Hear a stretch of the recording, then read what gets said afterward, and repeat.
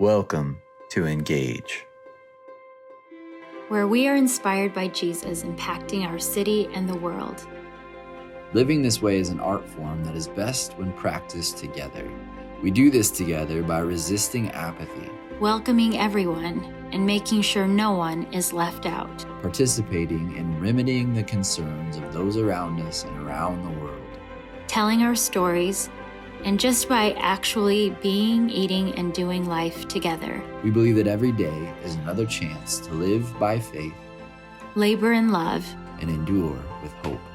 Join us, create with us, as we follow the brushstrokes of the Creator. Welcome to Engage.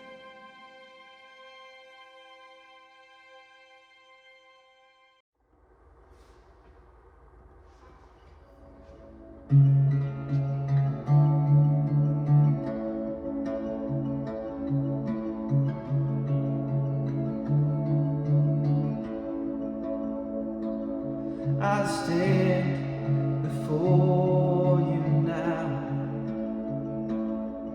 The greatness of your now. I have heard of the majesty and wonder of you, King of heaven. In humility I bow as your love, and wave after wave crashes over me, crashes over me.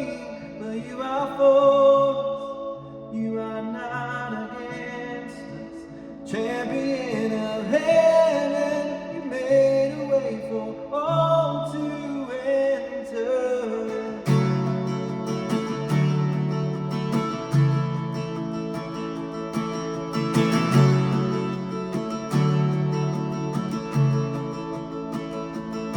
I have heard you calling my name. I have heard the song of love that you sing. Whoa, so I will let you draw me out beyond the shore to your grace. Oh, your grace has your love, wave after wave crashes over me, crashes over me. But you are for us, you are not against us. Champion of heaven, made a way for all to enter in. You make me brave. You make me brave. You call me out beyond the shore into the rain. You make me brave. You make me brave. No fear can get in out of love will make way. You make me brave. You make me brave. You call me out beyond the shore into the rain. You make me brave. You make me brave. No fear can hit without the promises you made. 'Cause your love, wave after wave, crashes over me, crashes over me. But you are for, you are not against. Champion of heaven, you made a way for all to enter in.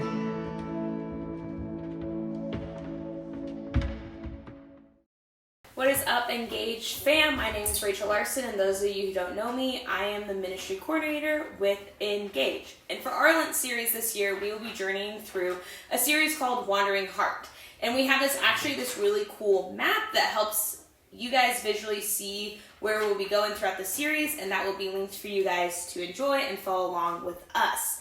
And throughout this series, we're going to be focusing on the life and story of one of Jesus' most famous disciples, Peter.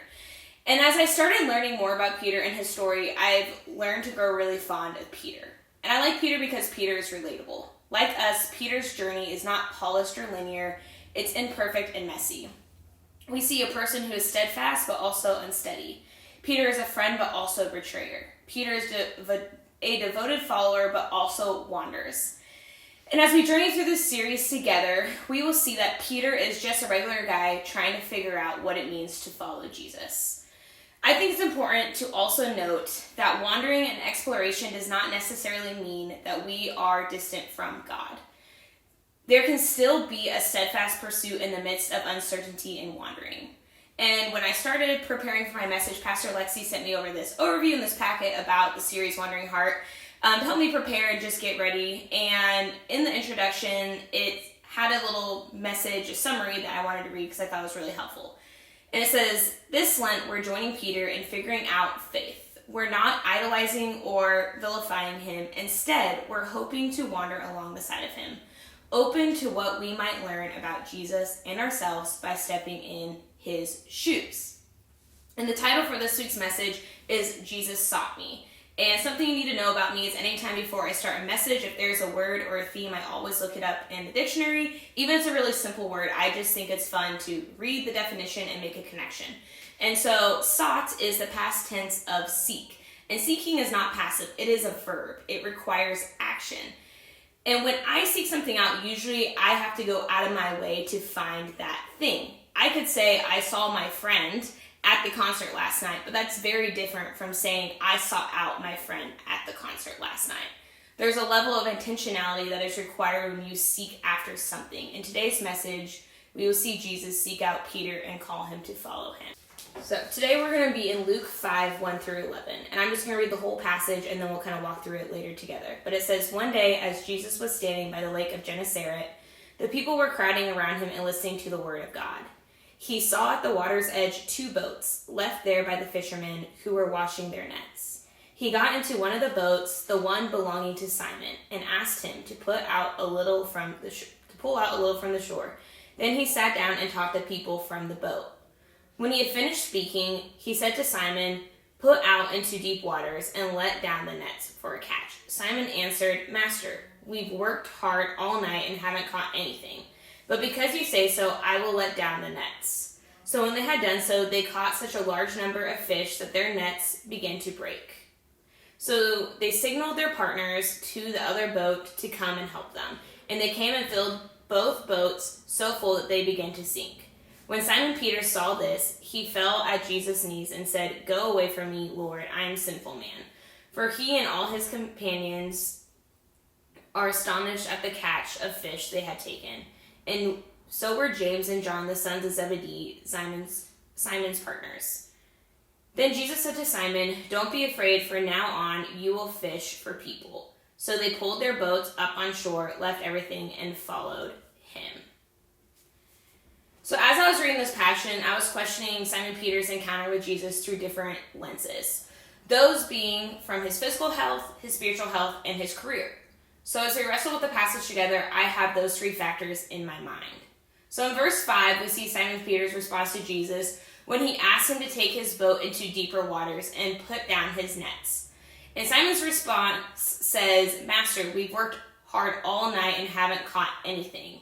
And I'm assuming at this point, Simon knew the grind all too well. After all, this was his livelihood. He was a businessman, and if he was in the room with us today, some would even call him an entrepreneur. And as I was reading this, I couldn't help but wonder if Peter was burnt out at this point. After all, the boats were already pulled into shore, and by the looks of it, people were potentially wrapping up their workday. I wonder how many nights and days were like this. I wonder how many nights they were out there fishing and caught very little. I wonder if Peter was kind of annoyed and maybe defeated because all he wanted to do was go home and rest, rather than go back out into the water and fish again. And I wonder if Peter was wondering if this is really it. To wake up, go to work, sleep, repeat. And I don't know much about Simon's personal life, but maybe he was even lost in the mundane life. And I'm curious, can we identify with any of these questions? can we recognize how Peter's physical state may impact his encounter with Jesus at this time? And in verse 6, we see that they did indeed let down their nets, and they caught a large amount of fish, and their nets began to break, and they had to call in for backup. And who knew how long it actually took for the other boats to get out there? Again, I don't really know how far out they went into the deep waters, and how long it took them to contain all of this fish. But I envision this scene just being super chaotic. Their boats beginning to sink, the boats were probably slick, everything probably smelled, it was loud, and I'm sure everyone was in shock and also panic of the situation. And in verse 8, we see Simon Peter fall to his knees and say, "Go away from me, Lord, I'm a sinful man." And this response was very interesting to me when I read this. Makes me wonder why Peter responded the way he did. Makes me wonder what was going on Peter's soul leading up to this moment. This isn't the first miracle Simon has seen Jesus perform. Does Simon Peter feel unworthy to receive this gift? Does he feel like he hasn't done enough to receive the gift of the fish? Is he afraid to receive this gift and what it might mean for him in the future? Does an abundant life feel foreign and unfamiliar? And again, can you identify with these questions? Has Jesus provided what felt like a miracle in your life, and yet you responded like Peter? How did you respond? I'm going to skip down a little bit. In verse 10 through 11, it says, "Then Jesus said to Simon, 'Don't be afraid. From now on, you will fish for people.' So they pulled their boats up to the shore, left everything, and followed him." And at this point, Peter, James, and John are all willing to go and follow him. And as a business owner, this part of the passage made me wrestle with how Peter may be feeling. Up until this point, Peter was a fisherman. This was part and maybe his full identity. And now Jesus is calling him into a whole new calling. Not to mention, the aftermath and cleanup of the fish situation probably would have been extensive. Where are they going to store all the fish? Do they have enough workers? The passage isn't clear on Peter's interactions and dialogue with those around him as they head back to shore after catching the fish. But I'm sure Peter's mind was going 100 miles per hour. Sure, there were a lot of loose ends that Peter had to leave behind, and for someone who is a business owner, that seems a little stressful to think about. And as I was processing through this passage this week, and thinking about this story, I was trying to really think about what this would look like in my everyday life. And those of you who don't know, I own a mobile coffee cart. And like most stories in the Bible, it's hard for me to picture what this encounter would look like if this was happening in my current day life. But I kept thinking about different scenarios of what this might look like for me. And so I thought of one situation that might be a stretch, but we're going to go for it. And so in this situation, I was thinking about often I do pop-ups, meaning I go into a business or I go into another cafe or a bakery, and I just set up and I hope people show up, and there's really no guarantee of how it's going to look. And I picture myself being in this space and it being brutally slow. And Jesus entering the cafe, talking to people, doing his thing, a crowd is starting to appear, but I've already made my decision that I'm going to pack up and leave early. And right before I do, Jesus comes up to me and asks me to stay open just for one more hour. And reluctantly, I do. And all of a sudden, the people start flooding in. I'm having to call more employees. My family and friends are seeing this, and they're jumping in trying to help. And it is my largest day yet. Record-breaking sales. It blew me out of the water. And at the end of the day, I leave it all behind to follow Jesus. And that wouldn't really make sense. Logistically, there are responsibilities I do daily that ideally would want to train someone to do before I leave. People would hear about this and start following me on Instagram and wonder when the next pop-up is, and this would gain traction. So why would I want to leave? There are legal responsibilities such as taxes and bills I have to pay. I have a team that aren't equipped to run a business without me. So all these factors I consider, and most entrepreneurs would say it's crazy to leave after the busiest day of your career. And so while Peter is willing to go, I wonder what's going on in Peter's head as he physically walks away from the life he has known. He's leaving his home, his business, and the way of life behind to follow Jesus. Have you ever had to pivot your life to follow a new calling? What was the risk? What did you have to leave behind? Or maybe you're currently feeling that tug to pivot and step into a new calling, but you haven't quite let yourself go there yet. This story to me is encouraging because for me, I see myself in Simon Peter. I feel the physical exhaustion of the day-to-day grind as a business owner. I feel the tension of receiving abundant gifts from Jesus because I may feel unworthy, or better yet, not know what to do with them. Sometimes abundance is scary because it's not what we are used to. I experience the excitement of stepping into a new calling that the Lord has given me, but then I have to sit with all the questions and emotions that come up with that. And a question I want to leave with you today is, how do you identify with Peter in this story? How do you feel Jesus is meeting you in that place? And do you feel like Jesus is seeking after you and inviting you?